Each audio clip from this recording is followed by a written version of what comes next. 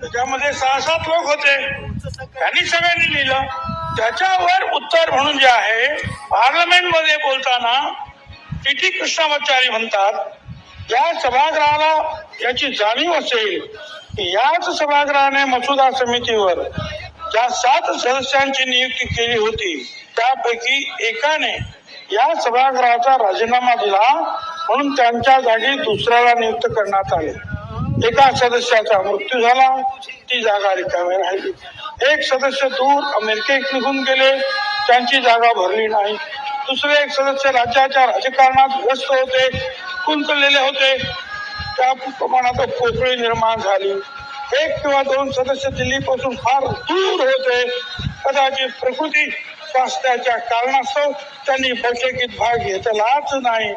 याचा परिणाम असा झाला, या संविधानाचा मसुदा तयार करण्याची संपूर्ण जबाबदारी डॉक्टर आंबेडकर यांच्यावर आली आणि त्यांनी हे महत्वपूर्ण कार्य निसंशय अत्यंत समर्थपणे पूर्ण केले, यात मात्र शंका नाही.